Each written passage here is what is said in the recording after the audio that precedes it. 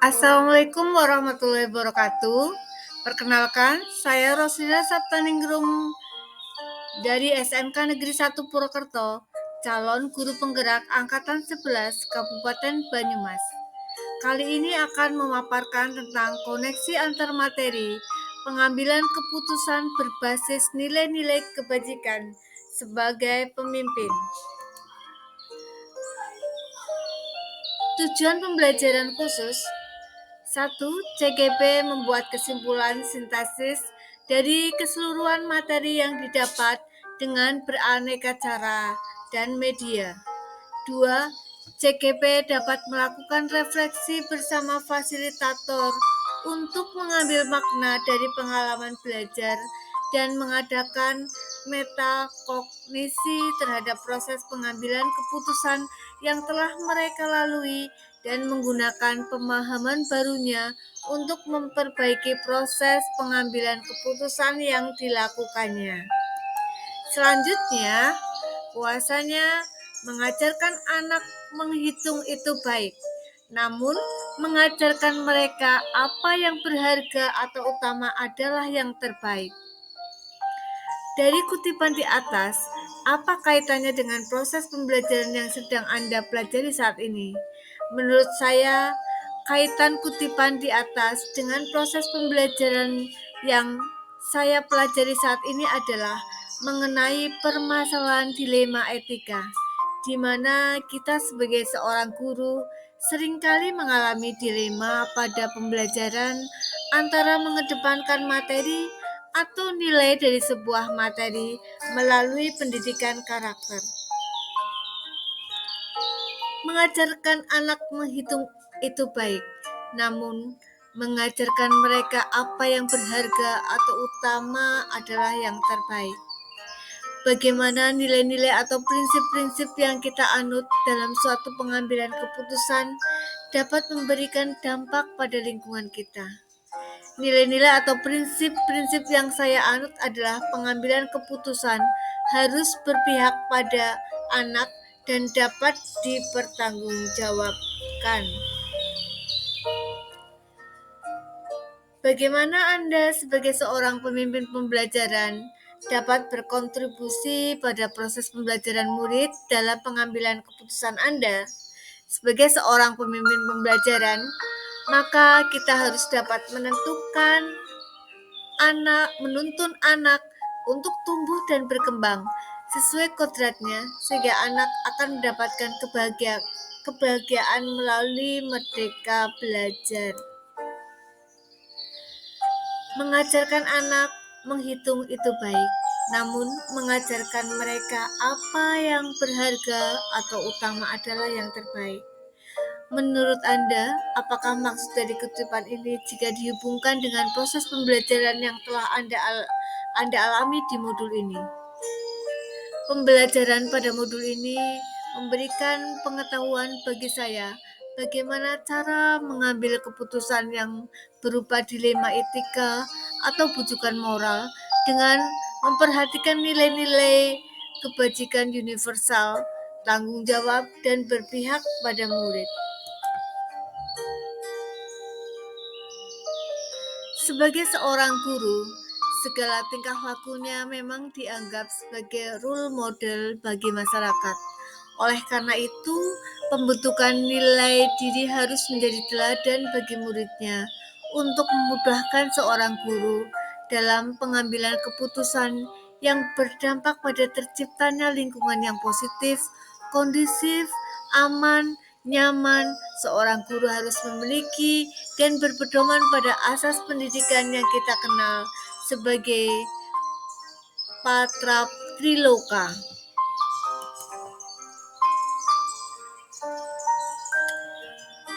Nilai-nilai yang tertanam pada seorang guru seharusnya adalah nilai-nilai kebajikan. Karena nilai-nilai kebajikan yang ada dalam diri guru diibaratkan sebagai gunung es yang hanya terlihat kecil di permukaan air, tetapi merupakan bagian yang besar di dalam alam bawah sadar kita. Nilai-nilai tersebut merupakan sesuatu yang penting dan berpengaruh pada pembentukan karakter sebagai pendidik dan sebagai pedoman dalam mengambil sebuah keputusan. Sebagai calon guru penggerak, ada nilai-nilai yang harus dipegang dan diimplementasikan seperti nilai mandiri, reflektif, kolaboratif, inovatif, dan berpihak pada murid.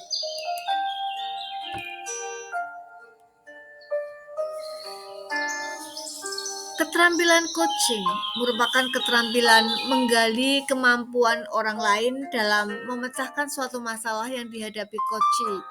Keterampilan coaching yang harus dimiliki diantaranya adalah mampu memberikan pertanyaan yang berbobot, memiliki pembawaan yang positif, kemampuan mendengarkan dan memotivasi, bisa memandu percakapan, berkomitmen untuk terus belajar. Pendekatan coaching sistem Among dapat diterapkan dengan menggunakan metode TIRTA yang merupakan kepanjangan dari tujuan, identifikasi, rencana aksi, dan tanggung jawab.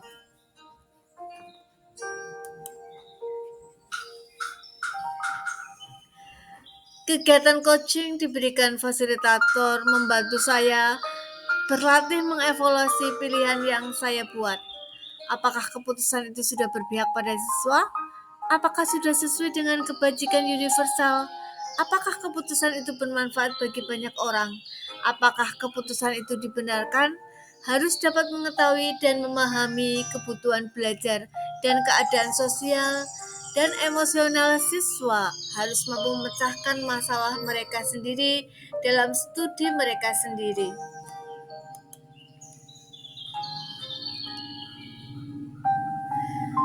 Bagaimana kemampuan guru dalam mengelola dan menyadari aspek sosial emosionalnya akan berpengaruh terhadap pengambilan suatu keputusan, khususnya masalah dilema etika. Dalam melaksanakan proses pendidikan, pendidik dalam hal ini guru harus mampu melihat dan memahami kebutuhan belajar siswanya, serta mengelola kapasitas sosial dan emosionalnya dalam pengambilan keputusan sebagai pemimpin pembelajaran. Bagaimana pembahasan studi kasus yang fokus pada masalah moral atau etika kembali kepada nilai-nilai yang dianut seorang pendidik. Sebagai pemimpin pembelajaran, pendidik harus mampu melihat masalah yang dihadapinya. Apakah itu dilema etika atau bujukan moral? Pendidik dengan nilai-nilai pendidik yang inovatif, kolaboratif, mandiri, reflektif dapat membimbing peserta didik dalam mengambil keputusan dan mengenali potensi dirinya untuk mengatasi tantangan, melakukan dan bertindak untuk kepentingan murid, menjunjung tinggi prinsip nilai kita sendiri, dan melakukan apa yang kita ingin orang lain lakukan terhadap kita. Ada banyak cara untuk membuat keputusan yang bertanggung jawab. Pertimbangan prinsip dan langkah-langkah untuk membuat dan menguji keputusan dalam kaitannya dengan masalah yang dihadapi.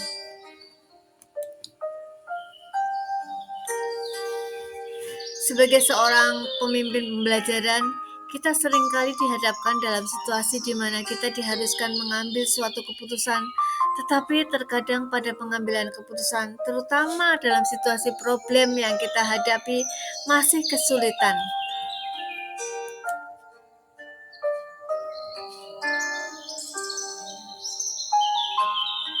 Apabila masalah tadi adalah dilema etika, sebelum membuat sebuah keputusan, kita wajib bisa menganalisa pengambilan keputusan berdasarkan 4 paradigma, 3 prinsip, dan 9 langkah pengambilan dan pengujian keputusan, sehingga keputusan yang kita ambil bisa membangun lingkungan yang positif, kondusif,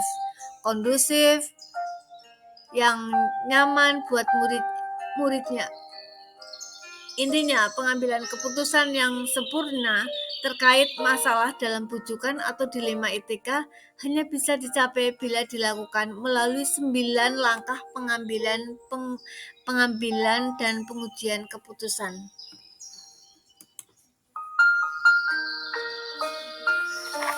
Apakah tantangan-tantangan di lingkungan Anda untuk dapat menjalankan pengambilan keputusan terhadap kasus-kasus dilema etika ini? Adakah kaitannya dengan perubahan paradigma di lingkungan Anda? Tantangan yang dialami di lingkungan saya adalah di mana dalam pengambilan keputusan tidak melibatkan guru atau warga sekolah yang lain sehingga timbul perbedaan cara pandang dalam sebuah kasus. Justru akan mempersulit tercapainya sebuah keputusan yang tepat.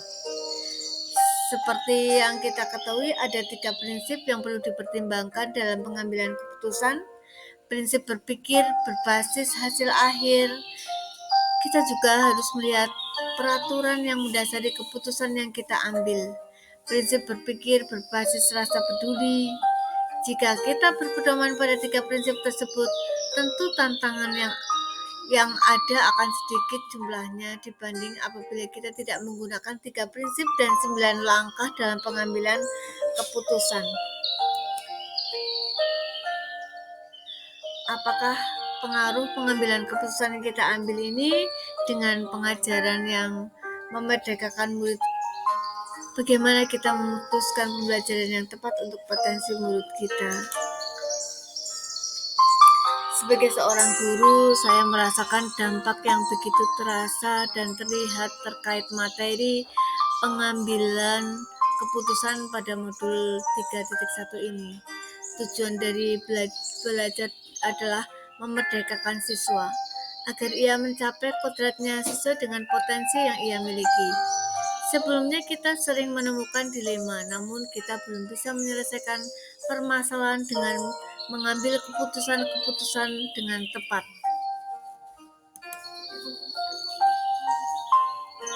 Bagaimana seorang pemimpin pembelajaran dalam pengambilan keputusan dapat mempengaruhi kehidupan atau masa depan murid-muridnya? Seorang guru adalah pemimpin pembelajaran. Seorang guru harus bisa menuntun kodrat anak sebaik-baiknya dalam rangka menuntun mereka sebagai manusia, sebagai anggota masyarakat, dapatlah mencapai keselamatan dan kebahagiaan yang setinggi-tingginya. Apakah kesimpulan akhir yang dapat Anda tarik dari pembelajaran modul materi ini dan keterkaitannya dengan modul-modul sebelumnya? Kesimpulan akhir yang saya dapatkan dalam pembelajaran materi modul ini adalah pengambilan keputusan berbasis nilai-nilai kebajikan sebagai pemimpin dan keterkaitan dengan modul-modul sebelumnya adalah merupakan satu kesatuan untuk memerdekakan murid dalam belajar. Sebagaimana dijelaskan oleh Ki Hajar Dewantara, bahwa pendidikan bertujuan untuk menuntut segala proses dan kodrat potensi anak untuk mencapai sebuah keselamatan, kebahagiaan belajar, baik untuk dirinya sendiri, sekolah, maupun masyarakat.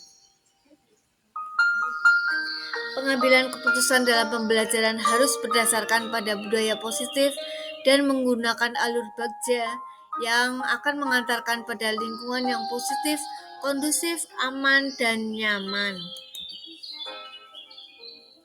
Dalam pengambilan keputusan, seorang guru harus memiliki kesadaran penuh, mindfulness, serta mampu mengelola kompetensi sosial dan emosional yang dimiliki dalam sebuah keputusan yang diambil sebagai seorang pemimpin pembelajaran untuk membuat keputusan yang baik.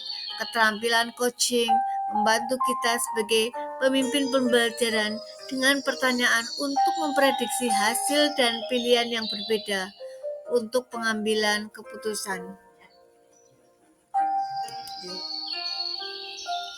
Dalam mewujudkan peserta didik yang memiliki profil pelajar Pancasila, ada banyak kasus dilema etika dan bujukan moral, sehingga diperlukan panduan 9 langkah pengambilan dan pengujian keputusan untuk memutuskan dan memecahkan suatu masalah, agar keputusan tersebut berpihak pada murid demi terwujudnya merdeka belajar. Sejauh mana pemahaman Anda tentang konsep-konsep yang telah Anda pelajari di modul ini, yaitu dilema etika dan bujukan moral, 4 paradigma pengambilan keputusan, 3 prinsip pengambilan keputusan, dan 9 langkah pengambilan dan pengujian keputusan. Adakah hal-hal yang menurut Anda di luar dugaan? Dalam menjalankan peran sebagai pendidik, tentu seringkali kita menghadapi situasi di mana kita harus mengambil keputusan di mana terdapat nilai-nilai kebajikan universal yang sama-sama memiliki nilai kebenaran, namun saling bertentangan.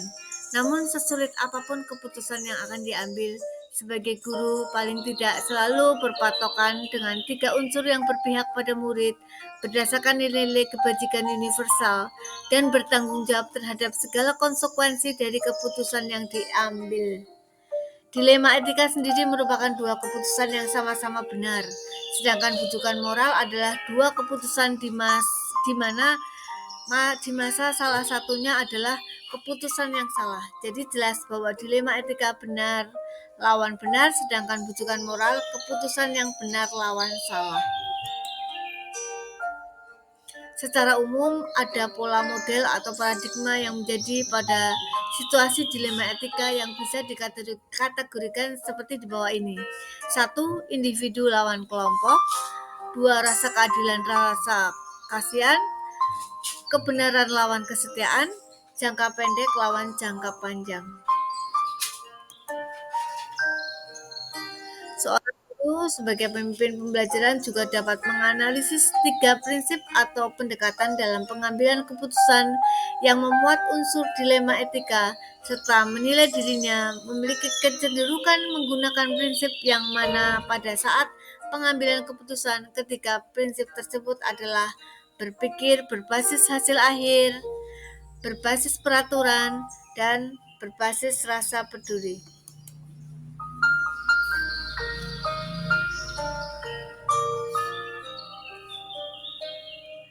Pengambilan keputusan, walaupun telah berlandaskan pada suatu prinsip atau nilai-nilai tertentu, tetap memiliki konsekuensi yang mengikutinya. Pada akhirnya kita perlu mengingat kembali hendaknya setiap keputusan yang kita ambil didasarkan pada rasa penuh tanggung jawab, nilai-nilai kebajikan universal, serta berpihak pada murid. Ada 9 tahapan pengambilan dan pengujian keputusan, yaitu seperti yang terpapar di bawah ini. Hal yang menurut saya di luar dugaan adalah ketika saya mengambil suatu keputusan, saya berpikir hanya perlu mengumpulkan fakta dan melihat benar salah. Ternyata dalam pengambilan keputusan bukan hanya mengambil sesuai pemikiran saya saja, namun perlu melihat 4 paradigma, 3 prinsip, dan melakukan 9 langkah pengujian pengambilan keputusan. Karena selama ini saya berargumen jika pengambilan keputusan cukup dengan pengambilan keputusan yang memiliki resiko paling sedikit terhadap institusi dan diri sendiri.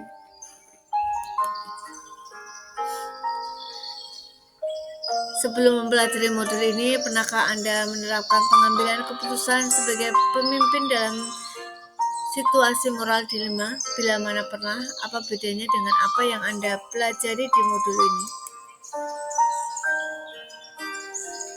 Sebelum mempelajari modul ini, saya mengalami masalah atau kasus yang berkaitan dengan dilema etika. Keputusan yang saya buat saat itu seringkali didasarkan pada intuisi saya, nilai-nilai saya, dan pertimbangan saya terhadap orang lain. Jadi saya mempelajari modul 3.1, saya merasa bahwa pemikiran car-based thinking adalah prinsip yang digunakan dalam pengambilan keputusan, terutama yang berkaitan dengan dilema etika.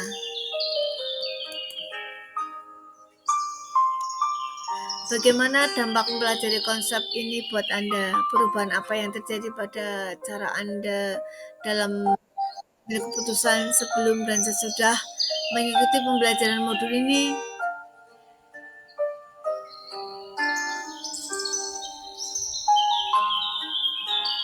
Dampak yang saya rasakan setelah mempelajari modul 3.1 adalah saya menjadi lebih percaya diri dalam mengambil keputusan, terutama sebagai pemimpin pembelajaran.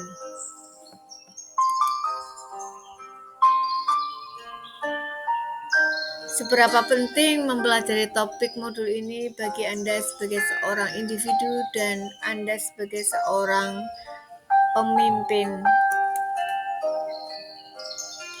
Saya percaya bahwa pengetahuan tentang pengambilan keputusan ini sangat penting, baik sebagai individu maupun sebagai pemimpin pembelajaran di sekolah, untuk dapat membuat keputusan yang benar, efektif, serta menghindari pengambilan keputusan yang ceroboh. Sebelum saya mendapat pengetahuan tentang pengambilan keputusan, saya merasa bahwa banyak hal dan keputusan yang saya buat tidak didasarkan pada cara berpikir yang jelas dan terstruktur. Sekarang saya mengerti bagaimana keputusan dibuat, membuat keputusan, serta dapat membedakan antara dilema etika dan bujukan moral, dan menggunakan 9 langkah pengambilan keputusan, memberi saya kepercayaan diri dalam membuat keputusan yang tepat, mempraktikkan keterampilan membuat keputusan ini, dan menerapkan pengetahuan yang diperoleh akan membutuhkan lebih banyak latihan dan pembelajaran. Demikian pemaparan dari saya, koneksi antar materi dari awal sampai akhir. Mudah-mudahan menginspirasi Anda semuanya. Terima kasih. Salam guru hebat, salam guru penggerak, tergerak, bergerak dan menggerakkan. Jangan lupa bahagia. Assalamualaikum warahmatullahi wabarakatuh.